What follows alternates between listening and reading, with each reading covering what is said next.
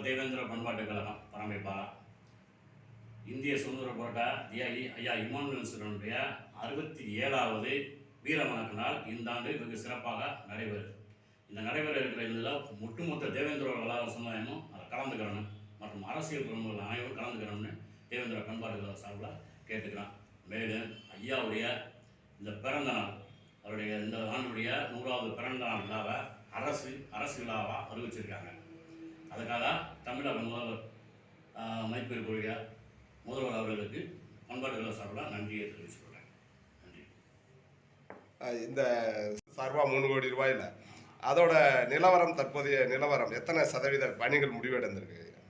அது எப்படின்னா பிரைஸ் மட்டத்தோட வந்திருக்கு. இதோட சிறப்பாக நடந்துகிட்டு இருக்கு. பிரைஸ் மட்டத்தோட நல்லபடியாக வேலை போய்கிட்டு இருக்கு. இன்னைக்கு வரை நடந்துகிட்டு இருக்கு. உண்மையிலேயே சிலையுடன் கூடிய மணிமண்டபம், அது வெறும் மணிமண்டபம்னா கட்டட பணிகள் மட்டும் இருக்கும். அவருடைய முழு திருவுருவ சிலையினால் வேலை சிறப்பாக சிலையும் அதுக்காக நடந்துகிட்டு இருக்கு. வெகு சிறப்பாக வேகமாக வந்து விழுப்புடைய வழியில் அது நிறுவக்கூடிய வாய்ப்பு வந்துடும். சிலை வந்து வெண்கல சிலை இல்லையா? முழு உருவ சிலை வெண்கல சிலை. அந்த அரசு விழா இந்த ஆண்டே நடைமுறைக்கு வருதா இல்லை எப்படி? இந்த ஆண்டு அறிவிச்சிருக்காங்க. அது உண்மையிலேயே நன்றி சொல்லணும். வெகு சிறப்பாக அந்த வருஷம் நடக்கும்னா இன்னும் கட்டட பணி முடியல. அதனால் அவர் பிறந்த அந்த அவருடைய வீரவணக்க அடக்கம் பண்ண இடத்துல நடைபெறும். இல்லை, இப்போ அரசு விழா அப்படிங்கிறது வந்து பார்த்தீங்கன்னா தமிழக அரசு வந்து அறிவிச்சிருச்சு. கண்டிப்பாக இந்த ஆண்டு வந்து ஐயாவோட அந்த பிறந்தநாள் விழாவும் அரசு கண்டிப்பாக எடுத்து நடத்தி தான் ஆகணும். ஆமாம், அதான் ஐயாவோட அந்த நினைவிடத்தில் நடத்துறதா இருக்கு, அல்ல அவர் பிறந்த செல்லூரில் நடத்துறதா இருக்கு அப்படின்னு ரெண்டுக்கும் வந்து ஒரு எல்லாம் சேர்ந்து டிஸ்கஸ் பண்ணிட்டு இருக்கோம்.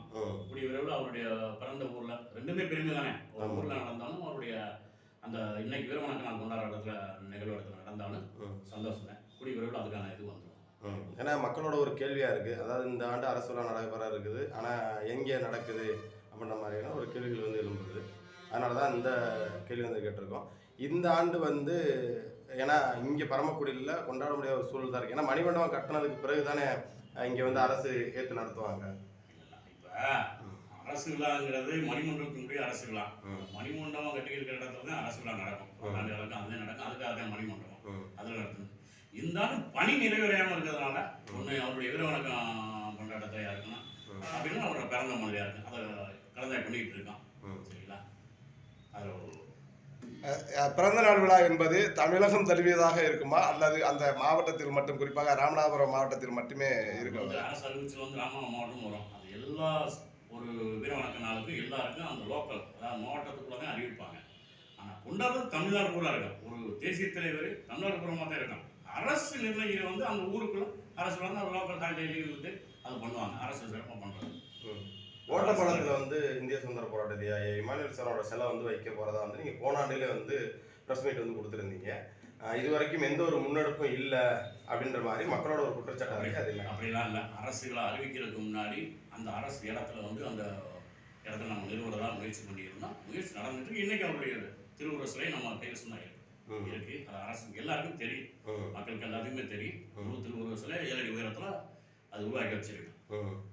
அரசு வந்து அரசியல வந்து அறிவிச்சிருக்காங்க. அந்த அரசியல அறிவிச்சிருக்காங்க. அவங்க 3 உருவ சிலையோட தான் அவங்க அறிவிச்சிருக்காங்க. அது நிறுவட்டும். ஐயா வந்து தேசிய தலைவர், அவருக்கு இந்த மாதிரி ஒரு இது இருக்காது. எல்லா இடத்துலையும் சிலை நிறுவனம் கூடியவர்களும் அந்த அரசு அனுமதி இந்த ஓட்ட நம்பிக்கை இருக்கு. கம்பல்சரி ஓட்டப்பாளத்தில் சிலை நிறுவனம். இந்த அவருடைய திறப்பு மணிமண்டபம் திறப்பு விழாக்கு அடுத்து தொடர்ச்சி அந்த பணிகள் நடைபெறும். அது எந்த வகையான குழப்பமும் கிடையாது. அதில் குழம்பு வேணா மக்களை திசை திருப்பினா கம்பல்சரி ஓட்டப்பாளத்தில் சிலை. 66 ஆண்டுகளாக கொண்டாடப்பட்ட இந்த குருபூஜை விழாவை விட இந்த ஆண்டு அரசு விழா என்பது பிறந்த நாள் அறிவிச்சிருக்காங்க. எப்படி இருக்கும்னு நினைக்கிறீங்க? எவ்வளவு மக்களை எதிர்பார்க்குறீங்க? தேவேந்திர விழாவுடைய நீண்ட நாள் கனவு அரசு அதுக்கு செவிசாய்த்து இந்த மக்களுக்கு ஒரு நல்ல செஞ்சிருக்காங்க. இந்த ஆண்டு இப்போ நடைமுறையில் 100ஆண்டு விழா. இது வந்து 100வது அவருடைய பிறந்த நாள் இந்த நடைமுறையில் இருக்கு. இப்போ இந்த வருஷம் இந்த வருஷத்தில் இந்த அரசு செஞ்சதை உண்மையிலேயே பெருமைப்படுத்தியிருக்காங்க. இந்த சமூகத்துக்கும் சமூக தலைவராகி நம்மளுடைய தேசிய தலைவருக்கும் பெருமை மிக்க நாள். இந்த விழா இத்தனை ஆண்டுகளோட வெகு சிறப்பாகவும் அதிகமான இதோடைய சென்றோடைய நடைபெறும். அது வந்து இதாக இருக்காது. அதில் எந்த மாற்றம் கருத்தில் வீரவணக்க நாள் வேற, அவருடைய பிறந்த நாள் வேற. வீரவணக்க நாளுங்கிறது இந்த செப்டம்பர் 11 வெகு சிறப்பாக நடைபெறும். இந்த நடைமுறை இருக்கிற 100ஆண்டு விழா இறுதியில் அரசு நிர்ணயித்த அந்த தேதியில் அரசு நடக்கும். நம்ம சப்போர்ட்டினோடு எல்லாரும் சேர்ந்து அவருடைய பிறந்த நாளை அரசு விழாவை கொண்டாடும். செப்டம்பர் 11 மாதிரியே அக்டோபர் 9ஆம் தேதியும் இந்த விழா வந்து அனுசரிக்கப்படுமா? அந்த ராமநாதபுரமா இருக்கட்டும், இல்லை அனைத்து மாவட்டங்களா இருக்கு அனுசரிக்கப்படுமா? இல்லை ராமநாதபுரம் மாவட்டத்துக்குள்ள உள்ள மட்டும் அப்படிலாம் கிடையாது. மாவட்டம் மட்டும் இல்லை, அவர் பிறந்த மண்ணில் லோக்கல் ஒட்டுமொத்த சமுதாயத்தில் இருக்க தேவேந்திர எல்லாரும் பிறந்த நாளுக்கு வருவாங்க. அரசியலாங்கிறது மக்கள் எதிர்பார்த்த நாள். வீர வணக்க நாளுங்கிறது நம்ம வந்து ஒரு அந்த தெய்வத்தை வணங்குற நாள். ரெண்டும் வேற வேற. ஆனா 2 நாளுக்கு இந்த ஒட்டுமொத்தமா தேவேந்திரனுக்கு 2 நாளுமே திருவிழா தான். அதுல வந்து ஒரு விசேஷம் கிடையாது. செப்டம்பர் 11 சரி, அவருடைய பிறந்த நாள் அரசு விழாவும் சரி, ரெண்டுமே இந்த தேவனுடைய வீர வணக்க நாள். ஒரு மிக சிறப்பான நாள், ஒரு பெருமைப்படக்கூடிய நாள். 2 பேரும் இந்த சமயம் பெருமைப்படக்கூடிய நாள். அவசியம் 2 நாளும் சிறப்பாக நடைபெறும். ஒன்று இதாகி ஒரு இதாகாது. அவருடைய புகழ் எங்குமே ஓங்க. 2 நாளும் சிறப்பாக நடைபெறும். அது என்ன பண்ணுறது? தேசிய தலைவர் இமானுவேல் சேர்னாட் அவருடைய குரு பூஜை விழாவிற்கு வரும் மக்கள், தேவேந்திர குல வேலை மக்களாக இருக்கட்டும், மற்ற இதாக இருக்கட்டும், நிறை என்ன குறை என்னன்னு நீங்க நினைக்கிறீங்க? இதுவரைக்கும் நிறைய குறை, மக்களுக்கான நிறைய குறை எதுவும் இல்லை. அவங்களுக்கு சொல்லக்கூடிய இன்னொரு விஷயம் வந்து எல்லா கம்யூனிட்டி தான் வராங்க. நம்ம வந்து இன்னும் புரியுதுன்னு சொல்றோம். ஐயா வந்து தேசிய தலைவர் அனைத்து சமுதாயம் தான் வராங்க. இதுல எந்த சமுதாயம், அதாவது அரசியலை தாண்டி சமுதாயம் மட்டும் எல்லா சமுதாயமும் வர்றாங்க. எல்லாம் நீங்க எந்த சமுதாயத்தை எடுத்தாலும் முக்கிய சமுதாயம் வராங்க, பிரம்ம சமுதாயம் வராங்க, யாதவ சமுதாயம் வராங்க, எல்லாரும் வராங்க. அவர் ஏன்னா அவர் தேசிய தலைவரையா அவ்வளோ பூரா அவர் போடக்கூடியது அவருக்கு ஒரு இது இருக்குது. அதனால் அந்த இதில் சாதிய இதுக்குள்ள அவர் அடக்கலாம். எல்லா சமுதாயம் வந்து அவங்கள வணங்குறாங்க. அது அவங்க வணங்குறது எல்லாருக்கும் தெரியும். அவருடைய ஆசையோடு எல்லாரும் வந்து போகிறாங்க. இந்த சுதந்திர போராட்ட தியாகி வந்து சாதி ஒழிப்பு போராளி, சாதி ஒழிப்பு தலைவர் அப்படின்ற மாதிரி ஒரு குறிய வட்டத்துக்குள்ள கொண்டு வராங்க. ஒரு பண்பாட்டு கழக தலைவராக அதை நீங்கள் எப்படி பார்க்குறீங்க? சாதி ஒழிப்புங்கிறத அது சாதி ஒழிப்பு இதில் ஒட்டுமொத்த சமூகத்துக்கான போராளி, சமூக நீதிக்கான போராளி. அவருடைய நடைமுறையில் பார்த்தீங்கன்னா அவர் வாழ்க்கை வரலாறுலேயே நிறைய ஒரு முக்கியமான ஒரு அங்கே இருக்காங்க. எப்படி சொன்னால், ஒரு இஸ்லாமிய குடும்பம் திருமணத்தில் அன்னைக்கு சந்தர்ப்ப சொந்தத்தில் அறிவும் ஒரு பிரச்சனையில் கொடுத்துருப்பாரு. ஒரு ஏன்னா அந்த வயசு காலகட்டங்களில் நம்ம இல்லை. இன்னைக்கு அவர் ஐயாவுடைய பணி செய்யறதுக்கு இன்னைக்கு வந்திருக்கோம். பெருமைக்குரிய அந்த பணி நமக்கு கிடைச்சிருக்கு, சந்தோஷம் ஆச்சு. இஸ்லாமிய சமுதாயம் திருமணம் செய்ய முடியாமல் இருக்கும்போது அந்த சமுதாயம் தன்னுடைய விளைநிலத்தை எடுத்து அந்த திருமணத்தை நடத்தி வச்சிருக்காரு. உள்ளும் போனால் நிறையா யார் எந்த சமூகத்தை அடக்குமுறைப்படுத்துறாங்களோ அந்த அடக்குமுறைப்படுற இடம் பூரா இமானுவேல் சார் நின்று அதை வெற்றி பண்ணி கொடுத்துருக்காரு. அதனால ஒட்டுமொத்த அனைத்து சமூக நீதி போராளியானவர்கள் இமானுவேல் சார். அது வந்து சாதியை அடக்கும் உள்ளே கொண்டாந்து அதுக்குள்ளே அடக்க வேணாம்.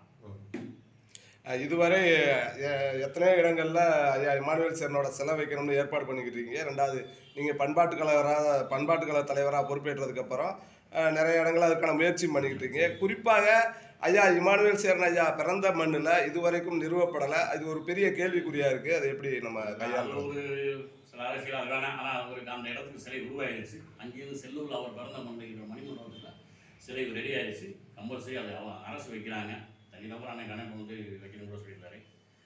ஆனால் மக்களும் அதை ரெடி பண்ணி வச்சுட்டு இருக்காங்க. கம்பல்சரி கூட விரைவில் வந்துடும். ஏன்னா முன்னாடி அவர் ஒரு அரச இதில் வரல, அங்கீகாரத்தை பெற்று இருக்கு. அதனால் எந்த இடத்துல சிலை வைக்க இது தடை இருக்காது. ஒட்டுமொத்த தேர்ந்தவர்களுக்கு நான் சொல்ல வர விஷயம், அவங்க சொந்த மண்ணில் சிலை வைங்க, சிலை வைக்கணும். இல்லந்தோறும் இமானுவேல் சாருடைய படம் இருக்கணும். இமானுவேல் சாருடைய படம் எல்லா வீடும் இருக்கணும்.